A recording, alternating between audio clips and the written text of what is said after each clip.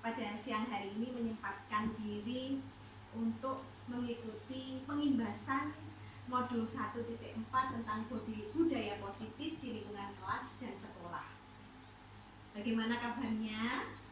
Baik, nggak usah tegang Bu. Kalau saya nanti panjenengan tegang, saya juga tegang jadinya. Hari ini saya akan memaparkan, yaitu pengimbasan saya telah belajar tentang modul 1.4 tentang budaya positif. Budaya positif, dari kata-kata budaya, sering ya kita dengar kata-kata budaya ya. Budaya itu apa ya? Budaya itu apa? Kebiasaan yang sudah mengakar. Terus kalau positif, kebaikan kan. Jadi kebiasaan-kebiasaan baik di lingkungan sekolah ataupun di lingkungan kelas. Saya Revina Indraswati, calon guru penggerak angkatan 5 dari SDN Negeri Gesian 2 akan memaparkan tentang modul 1.4 tentang budaya positif.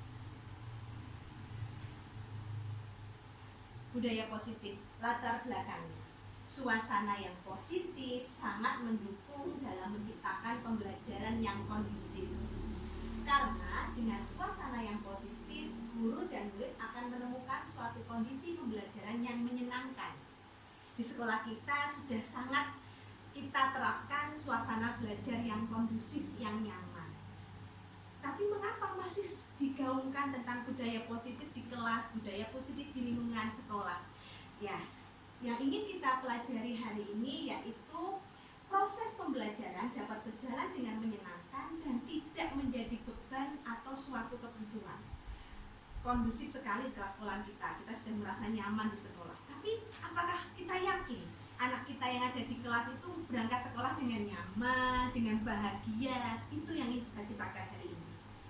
Suasana positif mampu menggerakkan moral yang positif bagi murid. Jadi anak-anak itu bisa merasa nyaman, bahagia. Wah, aku hari ini mau ketemu sama guruku yang cantik. Hari ini aku mau ketemu sama bapak ibu guruku yang ganteng, yang cantik. Hari ini mau belajar apa ya? Itu yang ingin kita tumbuhkan yang ada di kelas.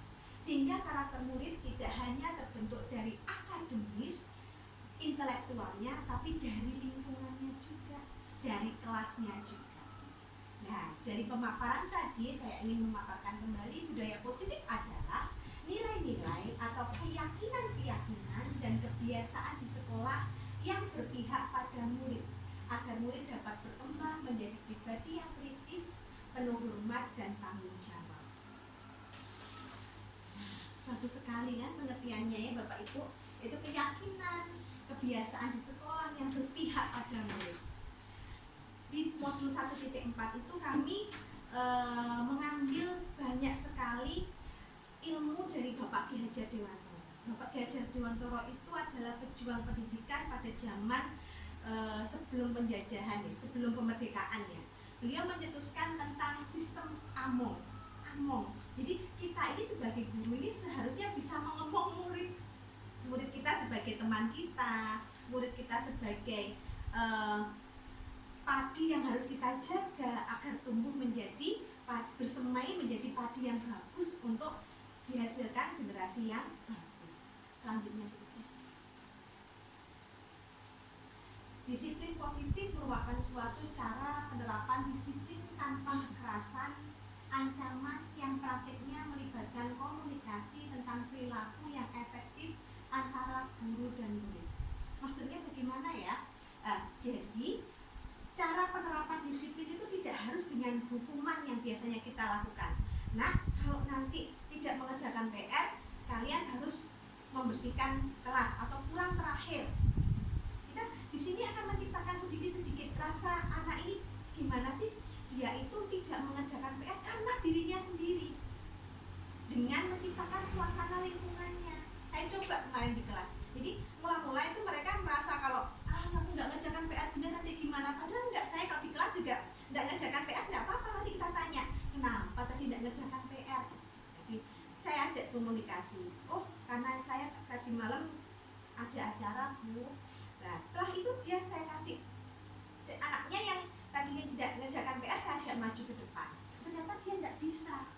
Terus dia bertanya lagi sama temannya yang sudah mengerjakan, loh kok bisa? Jadi rasa untuk dia berdisiplin itu tumbuhnya dari dalam dirinya sendiri. Yang semula pecahan itu menurutnya itu sangat susah. Ternyata setelah dia belajar di rumah, saya kasih PR, dia semangat ngerjakan sendiri. Saya datang ke sekolah saja sudah langsung, Bu, PR saya sudah selesai loh Bu. Jadi inisiatifnya dia untuk berdisiplin itu datangnya dari dirinya sendiri. Kita kesepakatan kelas untuk mengerjakan PR di rumah, dikerjakan di rumah. Rasanya dia sekarang belajar matematika. Ngerti sama sudah bisa ya. Kamu ini kemarin kita janji bareng-bareng. Oh iya Bu, kita buat kesepakatan PR-nya dikerjakan di rumah, belajar di rumah. Setelah itu merasakan pelajaran pecahan agak mudah apa tambah susah?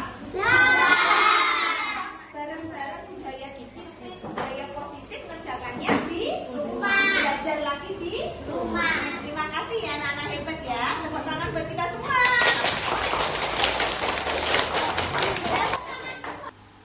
Dalam penerapan disiplin positif ini, murid diajarkan untuk memahami konsekuensi diri. Jadi datangnya dari dirinya sendiri. Selain itu, disiplin positif juga mengajarkan murid untuk tanggung jawab serta rasa hormat dalam berinteraksi dengan lingkungan. Rasa hormat, saya garis bawahi. Memang di sekolah kita ini, saya lihat kayak kita lihat ke belakang ya, latar belakangnya banyak sekali bapak ibunya yang seorang petani, yang notabene pagi dia berangkat itu sudah bapaknya ke sawah, dia pulang sekolah kadang-kadang bapaknya masih di sawah. Setelah itu dia ngaji, kadang-kadang ngajinya saya tanya sampai malam, dan menciptakan rasa untuk hormat kepada guru itu kurang. Nah, itu yang ingin kita ciptakan bareng-bareng. Suasana lingkungan itu yang ingin kita tumbuhkan bareng-bareng di sekolah ini. Bagaimana ya caranya menumbuhkan rasa hormat kepada guru? Yang kemarin Bu Mahmudah cerita ya, Bu, kalau di TPA itu anak-anak kalau ketemu gurunya itu seperti ini, tapi kok di sekolah itu seperti itu. Nah, itu yang ingin kita ciptakan. Kenapa ya Bu Mahmudah ya kok ada perbedaan ya? Itu ya nanti kita diskusikan bersama di akhir. Jadi disiplin positif itu merupakan salah satu cara yang penerapan disiplin yang bertujuan untuk menumbuhkan kesadaran tentang memberdayakan murid untuk melakukan sesuatu tanpa sogokan, ancaman maupun hukuman. Ini ya sedikit-sedikit ulangi bareng-bareng. Tanpa sogokan, tanpa ancaman maupun hukuman. Datangnya dari diri mereka sendiri. Nah, dalam profil pelajar Pancasila itu ada 6 nilai-nilai kebajikan. Nilai-nilai kebajikan yang seharusnya sudah kita praktekkan dalam kehidupan sehari-hari. Untuk Bapak Ibu guru kelas 1 dan kelas 4 sudah sering digaungkan profil pelajar Pancasila kan? Dari beriman dan bertakwa kepada Tuhan Yang Maha Esa dan berakhlak mulia. Beriman dan bertakwa kepada Tuhan Yang Maha Esa dan berakhlak mulia. Ini tidak hanya tanggung jawab guru agama, ini juga menjadi tanggung jawab kita semua. Jadi kalau di kelas 1 sama kelas 4 yang ketuhanan Yang Maha Esa ini masuk di mana gitu? Di P5-nya atau langsung di pembelajaran sehari-hari? Pendidikan Pancasila. Oh, masuk di pendidikan Pancasila. Jadi tidak hanya di pelajaran agama, tapi juga di pendidikan Pancasila sangat dimasukkan per itemnya pendidikan agama. Dan yang kedua, berkebinekaan global. Berkebinekaan global itu selain kita mengetahui keragaman budaya kita, tapi kita juga mengetahui keragaman budaya dari negara lain. Tapi tetap karena kita sudah mempunyai ketuhanan, karena kita sudah cinta tanah air tadi, dari Pancasila tadi, kita tetap merasa bahwa kita tetap perlu menjunjung kebinekaan kita. Walaupun nanti di luar banyak sekali muatan-muatan negatif ya tentang keragaman budaya dari luar. Yang ketiga, gotong royong. Gotong royong itu sudah dari nenek moyang kita sampai sekarang masih digaung-gaungkan. Itu tentang gotong royong. Yang keempat, mandiri, bernalar kritis dan kreatif. Bernalar kritis dan kreatif ini sekarang sedang digaungkan kembali. Bernalar kritis ini kemarin saya baca di penerimaan masuk SBMPTN ya, yang dulu itu hanya menggunakan ilmu pengetahuan alam, sekarang beda. Sudah mau apa belum? Ya, beda. Sekarang ini kita menggunakan literasi matematika dan literasi bahasa Indonesia. Jadi mungkin yang ada di kelas 5, jadi pelajaran yang ada di kelas 5 tentang AKM itu nanti berjenjang terus sampai nanti kuliah. Jadi putra-putrinya yang sudah SMA sudah tidak lagi zamannya menghafalkan kapan Indonesia merdeka, kapan Banten dibentuk, bukan seperti itu sekarang. Pertanyaannya tentang penalar kritis. Dari bacaan, di dalam bacaan itu ada unsur implisitnya atau eksplisitnya, dicari sama anak-anak. Itu yang namanya penalar kritis. Yang keenam, kreatif. Jadi sekarang ini guru abad 21 itu dituntut untuk kreatif banyak sekali. Jadi dari yang pelajaran bahasa SPDP yang hanya membaca saja, sekarang harus ada prakteknya. Jadi setelah dia belajar tentang lagu-lagu daerah, ayolah kita ajak dia sekali, kasih waktu 3 hari aja. Jadi kok ternyata anak-anak itu disuruh menyanyi dengan gerakan.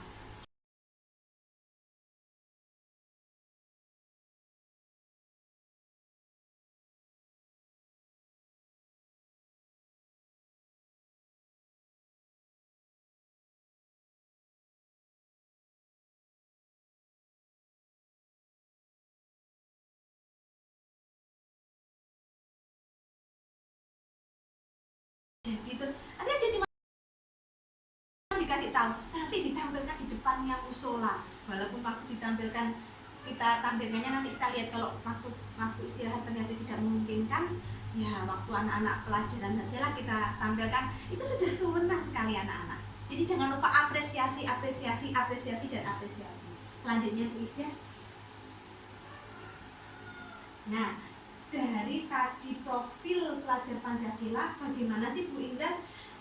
Bu Indah itu menerapkannya bagaimana supaya anak-anaknya tadi yang maunya, yang pertamanya untuk mengerjakan PR aja susah, untuk berkreasi susah, untuk mandiri susah, untuk bertanya susah. Bu Indah sampaikan ini, bentuklah keyakinan kelas. Jadi wajahnya bahagia sekali kan di Bayu ini tadi. Nah, dia menempel, kita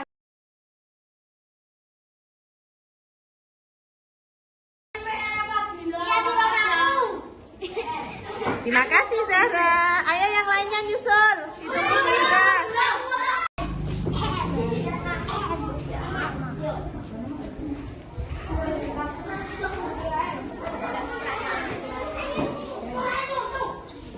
Simulasi di kelas. Nak, supaya kelas kita ini nyaman, kalian senang, ayo bareng-bareng kita utarakan apa sih yang diinginkan kalian dengan kelas kalian. Kita belikan saja kertas kecil gitu aja, kita tempelkan di kelas. Nanti kita ajak, Bu, contohnya gimana? Aku pingin nggak ada yang jahitin aku, atau aku pingin kelasku nyaman, bersih terus. Aku maunya kerjakan PR supaya pinter. Ternyata kata-katanya banyak. Ada yang nggak disangka-sangka itu, ada yang menulis aku ingin berhasil sampai seperti itu, aku ingin jadi anak sukses, ada kata-kata seperti itu. Terus aku ingin tentram, aku ingin damai. Ternyata mereka juga pingin ya di kelasnya itu tentram, damai, ada lagi tanpa hukuman, ada tanpa tekanan juga. Ada yang nulis gitu, saya nggak mau kalau ada yang ngerjakan PR terus saya dihukum, saya malu. Loh, ternyata anak sekecil itu ternyata punya malu. Yang dulunya saya dibikin sama kita, pokoknya nggak ada PR. Biasanya saya dulu kelas tahun-tahun yang lalu nggak ngerjakan PR di depan, ngerjakan di depan, ternyata lo malu seperti itu. Ya, baru tahu, oh berarti mereka sudah punya rasa malu di kelas 4, di kelas 5 itu. Jadi monggo sarang-sarang kita bentuk keyakinan kelas anak-anak. Buatlah di kelas di pojokan itu, nanti beli kertas kecil, ditempel-tempel pakai voice note, akhirnya masih punya kok. Nanti setelah itu, nanti kalau ini gunanya untuk apa Bu Indra? Ternyata setelah mereka melakukan sesuatu, kita ajak ke depan. Dan berarti dibaca kemarin kamu ingin jadi apa tuh? Malu-malu sendiri, senyum-senyum sendiri. Nah, jadi kita punya buktinya. Loh, sampai mau pingin seperti ini lah. Kalau sama seperti ini bagaimana? Tapi yang saya lakukan ini masih banyak kendala. Seperti ada satu anak yang saya masih, Masya Allah, saya sering konsultasi sama bapak ibu guru. Aku butuh bener ngarek ini kayak gimana kok? Sudah tak buat kayak gini, sudah saya tak ya Allah tak nak sampai pingin piye itu masih ada kendala. Tapi kalau dengan keyakinan kelas saya rasa dari kendala saya yang dulunya 90% bisa turun 20%. Jadi tinggal 3 anak yang sekarang masih harus sering saya bacakan keyakinan kelasnya lagi. Monggo Bu Ida. Dari keyakinan kelas tadi saya coba tuliskan. Nanti dari kertas kecil-kecil itu saya kumpul-kumpulkan. Jadi ada saya kumpulkan hormat, bekerja, diterima, dan dimiliki. Hormat itu bagaimana? Jadi kan ada yang banyak. Saya ingin menghormati Bapak Ibu guru saya ingin membantu Bu Indra apabila Bu Indra kelelahan, apabila Bu Indra butuh dibawakan laptopnya, saya ingin segera membantu Bu Indra. Saya ingin membantu Bu Indra dengan diam di kelompok saya. Nah, saya ingin membantu Bu Indra mengumpulkan kertas-kertas teman saya ketika mengumpulkan. Dari itu saya kumpulkan menjadi satu di hormat, yaitu kami meyakini bahwa sangat penting untuk menghormati semua orang dan barang milik orang lain. Ada juga kemarin anak-anak masih sering loh ya, kadang-kadang ini pensilnya siapa, ketemu tuh nggak langsung ke temannya, ini punyanya siapa, nggak dibawa sendiri. Terus dia tukar, ini aku tuh belinya di sini, aku belinya di sini. Dengan kita bentuk keyakinan bahwa nak milikmu itu, miliknya temanmu itu adalah miliknya temanmu. Kamu punya sendiri, bahwa menggunakan milik orang lain itu tidak baik. Menggunakan milik orang lain itu banyak sekali nanti mudorotnya. Itu kita buat rasa seperti itu. Jadi insya Allah yang tentang barang hilang juga semakin berkurang di kelas. Yang ketiga, bekerja. Kami meyakini bahwa sangat penting untuk mengerjakan segala pekerjaan atau mengikuti kegiatan yang telah ditugaskan. Jadi dari tulisan-tulisan kecil itu sudah saya simpulkan dari lebih dari 80 anak ingin mengerjakan tugasnya sendiri tanpa harus digetai, tanpa harus tapi tetap harus ada apresiasi ya di belakangnya. Apresiasi terus, apresiasi semangat itu terus dari untuk kita gaungkan setiap hari. Diterima dan dimiliki. Kami meyakini bahwa sangat penting untuk merasa diterima pada suatu kelompok dan yang saling peduli. Jadi di kelas saya juga ada beberapa anak, mungkin tidak di kelas saya saja, di kelasnya Bapak Ibu juga nanti mungkin ada anak yang merasa dikucilkan. Bu, saya lo kalau di sini sama si A mesti nggak dibolong, ya kan? Ada dengar seperti itu ya. Saya segini aja nggak disukai, pokoknya saya nggak boleh sama kelompok ini, saya harus sama kelompok ini. Dan ini juga kita harus rasakan ke anak-anak bahwa gotong royong, kerjasama. Kita ini satu ibu dengan anak yang banyak, harus saling menyayangi. Kita ulangi berkali-kali di kelas ya. Dan ini bisa kita buat seperti ini, kita bisa buat dengan kata-kata. Setiap kalau biasanya ini untuk kelas besar ya, tapi kalau untuk kelasnya burin kita bisa gunakan setiap anggota kelas perlu belajar, setiap anggota kelas perlu senang. Kenapa harus senang? Harus senang belajar itu. Belajar itu tidak untuk takut, tapi harus senang. Setiap anggota kelas perlu melakukan tugas, setiap anggota kelas perlu saling menghargai, setiap anggota kelas perlu merasa aman. Kata perlu di sini saya gantikan untuk kata-kata tidak. Jadi biasanya kita masih sering dilarang, jangan, kita ganti dengan kata-kata yang lebih humanis ke manusia, lebih humanis ke siswa. Jadi didengar pun lebih enak. Kita perlu senang loh, kita perlu mengerjakan tugas loh, tidak. Jangan lupa PR-nya dikerjakan di rumah, nggak dikerjakan. Nah, itu rasanya beda. Jadi sekarang kalau tak rasakan, saya tanyakan beberapa anak gimana. Tadi di rumah kerjakannya disuruh ibu atau kerjakan sendiri? Kerjakan sendiri Bu. Nanti kalau aku disuruh maju bidan nggak bisa gimana? Nah seperti itu. Atau dengan kata-kata selalu bersikap positif, senantiasa menjadi diri yang terbaik, percaya dan menghormati orang lain, tetap barang milik orang lain, berkomitmen terhadap setiap tugas dan senantiasa membantu. Kata-kata ini bisa nanti dari keyakinan kelas tadi yang ditulis anak-anak, kita rangkum, kita buat keyakinan kelas atau komitmen kelas dengan banyak kata lah yang Bapak Ibu rangkai, nanti bisa ditempel di salah satu sudutnya. Lanjut. 5 kebutuhan dasar manusia. Jadi sikap disiplin itu, budaya positif itu akan terbangun apabila kebutuhan dasar manusia itu terpenuhi. Jadi anak sejak lahir pun punya rasa ini. dia itu punya rasa untuk kebutuhan bertahan hidup. Bu, kenapa tuh Bu Indra, apa di kelasnya Bu Indra saja ya yang sering anak-anak sudah jam 9 kurang 5 gitu sudah bilang, Bu kenapa nggak istirahat? Wah yuk Bu, ini kurang 3 menit. Kadang-kadang kita masih koreksi atau kita masih ngerjakan di dalam kelas lebih 3 menit aja sudah Masya Allah rame ini kan. Nah itu karena kebutuhan dasar manusia itu apa? Bertahan hidup. Berarti dia ingin apa kalau sudah ingin keluar? Jadi jangan sampai kalau di kelas, kalau sudah waktunya istirahat, istirahatlah. Kalau anak-anak merasa capek, kita ajak brainstorming, apa sih? Ice breaking, ya ada ice breaking seperti itu. Ya itu karena kebutuhan bertahan hidup dia. Kadang-kadang kalau jam 9, aku nanti jam 9:30 ini ada rapat sama guru-guru. Bapak mari. Caca pokoknya, nanti istilahnya diundur ya. Kasihan mereka. Jadi tidak akan merasa nyaman di kelas nanti. Kalau kita sudah memberi kebutuhannya waktunya istirahat, diistirahatkan. Waktunya mereka kok matematika ini terlalu payah, yuk kita ajak ice breaking dulu. Jadi kebutuhan bertahan hidupnya dikeluarkan. Kok dikeluarkan? Dipenuhi. Lanjut. Yang kedua, kasih sayang dan rasa diterima. Ini sangat penting. Tapi kalau ibu-ibu yang ada di sini kan piantun putri ya, semuanya sudah ngerti rasanya kasih sayang kepada anak itu bagaimana. Kalau kita, insya Allah kalau kita ngajarnya dari hati, mereka pun akan hasilnya pun juga di luar ekspektasi kita.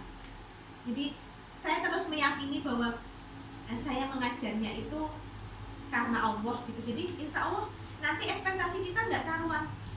Tiba-tiba waktu hari guru ada surprise. Ya nggak pingin seperti itu sih, tapi bentuk kasih sayang anak itu loh nggak terduga. Kalau di kota itu masih sering kan bapak ibunya itu mengajari anak, nanti kalau sudah kenaikan kelas kita seperti ini ya sama bu. Kalau di sini saya kan nggak ada ya. Tapi di luar ekspektasi kita, mereka bisa kok mengapresiasi gurunya kalau kita keluar dengan kasih sayang. Terus yang kedua rasa diterima. Walaupun nuwakal, sering diajak ke maju. Ayo, sayangku maju nak. Masih dengan kata seperti itu. Walaupun ada tapi tetap maju nak sayang. Ya oh pinter dari ini lah ya ganteng pinter. Rambutnya panjang. Besok potong ya nak, cak ganteng sampai sekolah. Ya Allah gantengnya, mari potong ya. Iku sudah rasanya walaupun biasanya nih anak saya gondrong-gondrong maknya anak spesial loh. Tapi kalau kita kasih sayang kita ungkapkan, kita beri dia merasa diterima di kelas, itu budaya positif dengan gurunya, disiplin positifnya akan muncul dengan sendirinya. Yang ketiga, penguasaan atau power. Jadi anak kecil juga dia ingin merasa aku punya power loh. Jadi tidak hanya Bu Ana yang maju gitu, tidak hanya Bu Ida yang maju, enggak. Jadi kita gantian, kita gilir. Atau ketua kelasnya yang menyiapkan di kelas kita ganti. Jadi dia merasa aku mau diwongno. Kelas itu diwongno. Nah, yang seperti itu kan budaya positif seperti itu kan bisa menciptakan suasana kelas yang menyenangkan juga. Kebebasan, freedom. Sesekali tugasnya tidak harus kita yang tentukan. Bisa kok anak-anak diajak diskusi. Ini nanti ada sirkus air loh. Sirkus air itu enaknya dibuat apa ya? Nanti mereka bisa menentukan. Bu, aku tak gambar ya. Bu, aku tak buat komik ya. Bu, aku tak ceritakan di kelas, Bu. Jadi kebebasan itu kita munculkan juga di kelas. Tidak harus sudah mengerjakan ini, LKS-nya dikerjakan A sampai B. Di refreshing setelah LKS, nanti anak-anak diajak nyanyi, habis nyanyi diajak maju. Itu kebebasannya anak dimunculkan. Terus kesenangan, jadi dia merasa senang dengan pelajaran, merasa senang dengan gurunya. Guru yang disenangi itu kedatangannya ditunggu. Ya Allah, Buma kemarin hari ini masuk kelas gimana anak-anaknya? Nah kan rasa kayak ya Allah. Kan dulu kelas 2 sama Buma tuh ya. Kelas 3 ketemu Buma lagi. Lagi mau istirahat, mama minta diajar ya Bu Ana ya. Iya. Istirahat dulu. Pulang sih tuh Bu. Istirahat tapi minta. Ya. Nah, ya Allah. Berarti kan ternyata jadi kan, nah itu bahwa salah satu bukti bahwa ternyata kedatangan kita itu dinanti sama anak-anak. Jadi saya sangat senang sekali. Kadang-kadang tak pikir kalau kita sudah SMA itu kan gak ada gurunya sewenang, tapi kok setelah kita nggak ada gurunya ke sini anak-anak. Bu, kapan Bu saya pelajaran bahasa Inggris, kapan Bu agama? Kemarin agama juga gitu. Ada gimana Bu? Ada tragedi ya. Kelas 6 ya, mau diajar bumut itu delik Bu di dalam perpus. Kata apa jenenge akalannya gini. Perpusnya kekunci Bu Indra. Tanya. Sini Dok, Cahayu Bunda ceritani kenapa kok Dek ini diajar bumut kok nggak ada ini bumut kok anak-anak di perpus semua. Bu tenang Bu, ya Allah Bu saya nggak bujuk Bu. Itu perpusnya tiba-tiba kunci Bu. Aku yang ini astagfirullah. Mosok toh nak ngunci ya sama diajar apa Bu? Ternyata bumut aku mainan Bu. Super. Besok aku mau agama lagi Bu, ya Allah loh kan. Ternyata kalau mau dengar seperti itu bumut, kalau saya ceritanya seperti itu rasanya gimana? Seneng kan? Lagi. Karena kalau kedatangan kita itu ditunggu, kedatangan kita itu dinanti, itu menyenangkan kan? Selanjutnya Bu Ida. Nah, kita masuk ke 5 posisi kontrol. Ini diri kita. Kita sebagai guru itu sudah di posisi mana sih? Yang pertama itu penghukum, pembuat rasa bersalah mangkan. Yang ketiga dengan teman, teman atau pemantau. Dan selesai PR nggak mau, nggak sih mari kan? Nah itu pemantau. Buana ambek dilihat video gue ngelakuin ya, jalan. Teman sebagai teman atau pemantau atau sebagai manajer. Satu dari Nah, 125 itu ya. diulangi mana? Kadisik. Nah, kita tadi sampai ke 5 posisi kontrol. Nah, kita ungkap satu-satu. Penghukum. Nah, tadi sudah ada yang ngatur nih, penghukum. Penghukum itu biasanya kalau tidak mengerjakan PR, datang terlambat bagaimana mungkin? Topi sama apa? Topi, kalau upacara topi tidak bawa, ya kan? Itu kan penghukum. Jadi kita usahakan kalau berarti itu yang perlu kita tingkatkan nih. Saya tingkatkan banyak sekali. Jadi tauladan. Ya. Tauladan. Jadi kalau kita bisa memberikan hukuman, alangkah baiknya hukuman itu kita ganti dengan tauladan. Tauladan datang lebih pagi, terus duit, ya Allah. Tauladan kalau ke sekolah itu gurunya pakai seragam yang rapi, masuk kelas usahakan pakai sepatu. Jadi kan anak-anak di kelas kita itu masih sulit sekali memakai sepatu kan kalau di kelas. Nah, kita tauladani dengan kalau masuk kelas usahakan kita pakai sepatu dan kaos kaki. Karena kalau biasanya mereka tetap balik tanya, "Bunda kok nggak pakai sepatu?" Masih seperti itu. Jadi tauladan itu sangat dibutuhkan. Jadi kita ganti hukuman itu dengan ketauladanan dan kita disiplin positifnya mereka kita kuatkan lagi. Membuat rasa bersalah. Membuat rasa bersalah itu dengan tadi mangkane. Sampeyan lak dikandani Ibu Indras toh. Jadi anak itu ternyata masih dia itu walaupun kecil tuh masih nanti sampai besar masih ingat loh. Dek biyen kok guruku tuh kok ngene loh nek ngomong mbek aku. Seperti itu. Jadi kalau kita membuat merasa bersalah, merasa bersalah itu akan rasa itu akan terus tumbuh ke anak-anak sampai dewasa nanti. Yang ketiga ini biasanya dilakukan hampir seluruh yang ada di sini ya, di kelas ini ya, menjadi teman. Kita itu sangat menyenangkan kalau bisa menjadi guru, bisa menjadi temannya mereka, bisa mendengarkan curhatannya mereka, tapi tetap dengan situasi yang sesuai dengan tuntutan tuntutan kita ya, jangan sampai melebihi teman yang ya seperti itu.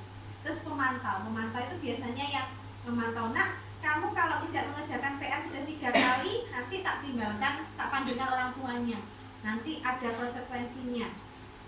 Itu pemantau, kita pantau terus anak ini. Jadi kan nggak enak juga dia merasa kok begini toh guruku. Nah, yang bagus ini yang paling akhir ini, yang nanti kita ulas lebih dalam, yaitu tentang menjadi manajer.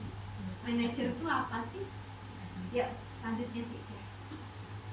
Itu sebentar ya.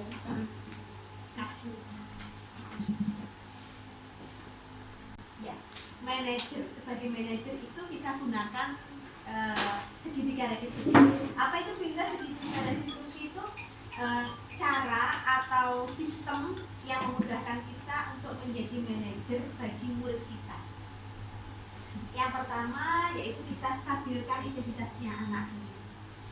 Yang kedua, kita validasi tindakan kesalahannya. Dan yang terakhir, kita menanyakan keyakinannya. Lanjutnya, yang pertama yaitu menstabilkan identitas atau stabilize the identity.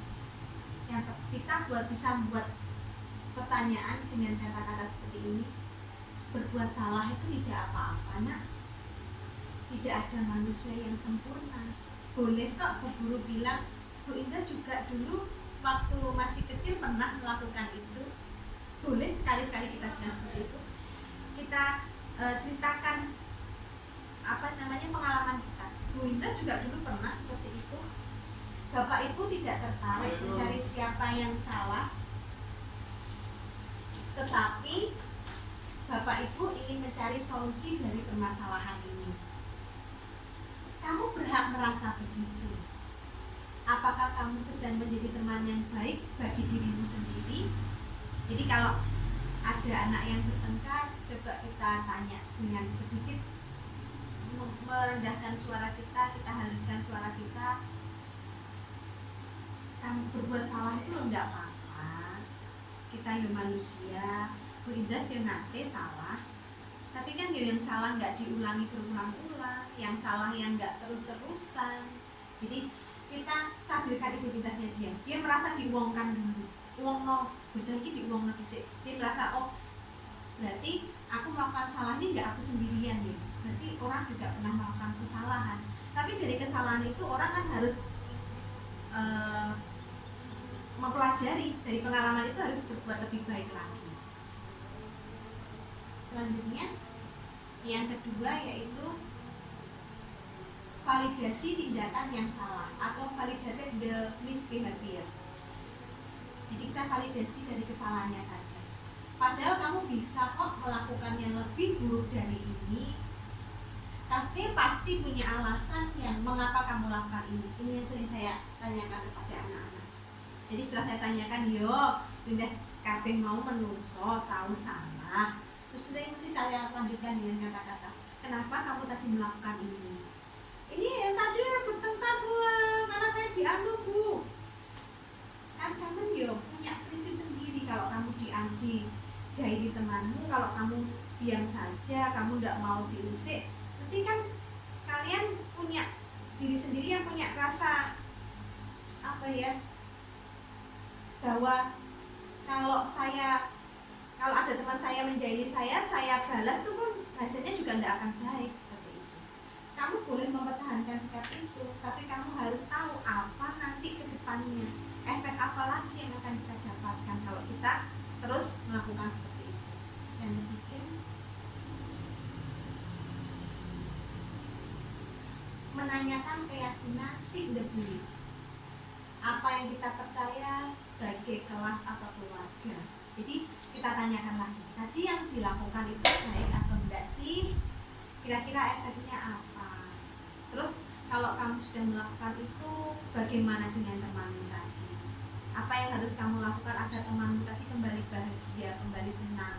Itu harus kita tanyakan. Jadi dia empati yang dia berikan kepada temannya itu timbul dari dirinya sendiri. Ada bayangan kita tentang kelas yang ideal, apakah kamu ingin jadi orang yang seperti apa, kita tanyakan jauh ke depan, lebih mendalam. Mudah-mudahan dari kita sebagai manajer tadi tidak hanya menyalahkan anak, tapi kita tanya alasannya dia kena apa, terus kita wongno bocah, terus kita ajak dia untuk bagaimana sih menyelesaikan masalah kalau kamu sudah terlanjur menjadi bubur ini. Nah itu yang jadi dari kelas SD pun kita bisa melakukan itu. Oke? Jadi tidak harus jadi bocah itu selesai, tapi dia akan membekas jadi kita. Oh sama guruku SD dulu loh aku diuangno masih aku koyok ini, tetap ditanyakan apa alasannya kenapa melakukan itu, seperti itu. Kayaknya sudah.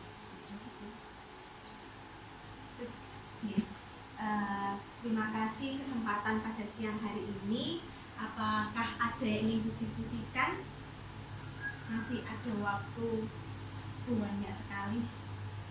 Kira-kira tambahan, monggo Bu, tambahannya dari yang saya paparkan tadi, kira-kira ada masukan apa ya Bu ya, tentang di sekolahan kita agar budaya positif ini dapat terjalin, dapat kita lakukan dari kelas atas sampai kelas bawah. Itu kira-kira tambahannya di tempat yang mana?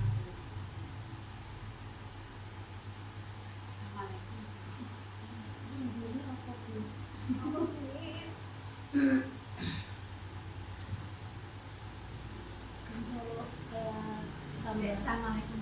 Assalamualaikum warahmatullahi wabarakatuh. Waalaikumsalam. Waalaikumsalam warahmatullahi wabarakatuh. Dari SD BCA 2 mulai dari kelas 1 hingga kelas 6, dari budaya positifnya saya lihat sudah memenuhi. Cuman saya lihat itu yang kedisiplinan yang kurang. Mulai dari saya lihat, karena saya berangkat pagi, jadi saya lihat itu mulai dari masuk bukan jam 7 tetapi jam 7 lebih itu, hingga jam setengah 8 kok anak-anak ada yang menjaga. Nah, itu saya kan mau memberi tahu, cuma saya masih memikirkan nanti tersinggung orang tua atau bagaimana. Jadi kerjasamanya masih harus kita tingkatkan lagi dengan orang tua juga ya. Iya. Jadi selain dengan anak juga kali nanti kita kalau ada rapat kita bukan untuk dengan orang tua bahwa kadang-kadang juga mereka maksudnya kita ngantarkannya sekalian ke pasar pagi, sekalian ke kalau saya tanya seperti itu biasanya. Tapi lagi makanya tetap kita nanti matur sama orang tua. Tapi saya lihat juga sekarang daripada yang awal-awal, sekarang sudah agak mulai baik. Terima kasih Bu. Kalau umum kalau di kelas bagaimana anak-anak? Kalau budaya positifnya lingkungan yang ada di kelas dari kelas 1 sampai kelas 6, kira-kira yang kurang ditambahin apa nggih? Iya. Waalaikumsalam warahmatullahi wabarakatuh.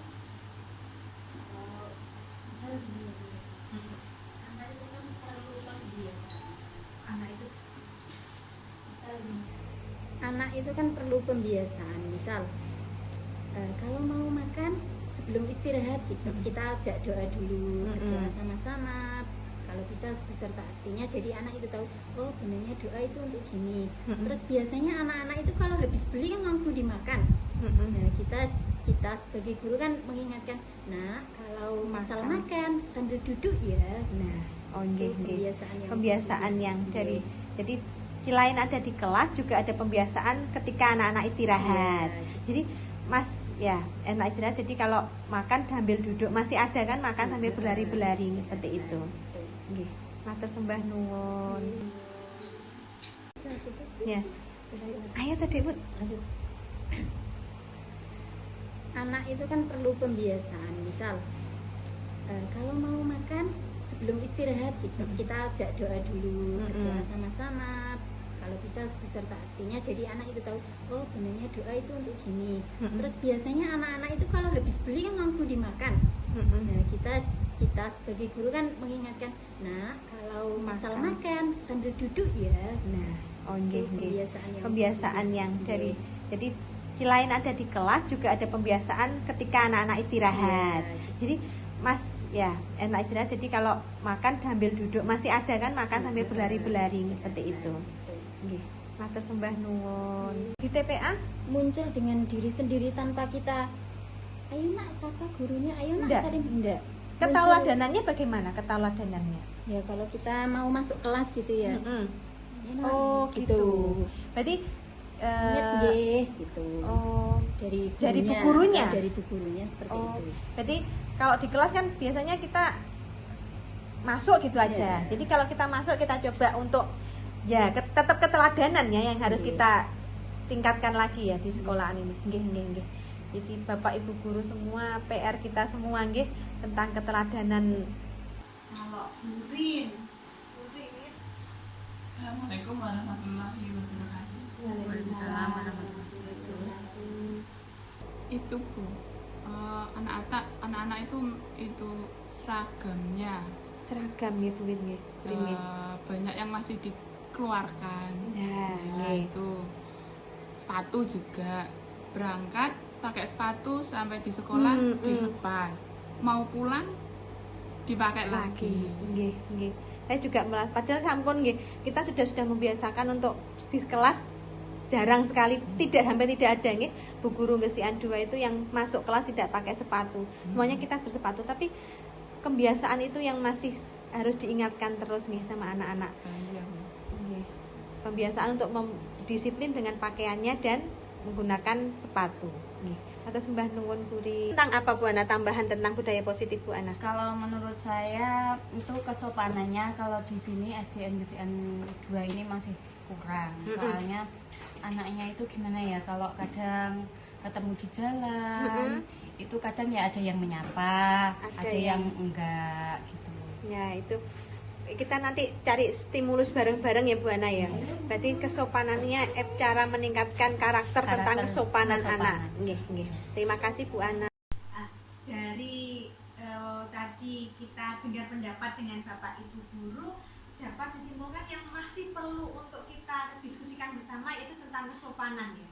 Nah, mungkin nanti kedepannya kesopanan itu tidak hanya dari kelas per kelas, tapi ketika upacara coba kita bahas bersama ya. Nanti kita selipkan ketika jadi Bapak Ibu guru apa pendidik pembina, nanti kita selipkan tentang disiplin positif, tentang kesopanan yang ada di sekolah. Jadi Bapak Ibu guru ini memang temanmu, kita memang sebagai among untuk anak-anak, tapi kita juga perlu menanamkan tentang kesopanan kepada anak-anak. Kadang-kadang kalau kita pun lewat, mereka juga masa bodoh aja kan, seperti itu. Jadi kita coba nanti kalau bu gurunya lewat disapa toh nak, seperti itu kita ingatkan. Ada tambahan lagi Bu Mut, kalau di ngajian tuh bagaimana tuh Bu Mut, kok anak-anak bisa sopan ngono apa ya Bu Mut? Dari kalau Bu Mut ngajar di TPA kira-kira tambahannya apa Bu Mut? Kok Muncul secara sendirinya Bu kalau di di TPA. TPA Muncul dengan diri sendiri tanpa kita. di TPA Muncul dengan diri sendiri tanpa kita, ayo nak sapa gurunya, ayo nak Enggak. saling enggak. keteladanannya bagaimana keteladanannya? Ya kalau kita mau masuk kelas gitu ya. Ya, nak, Oh, gitu.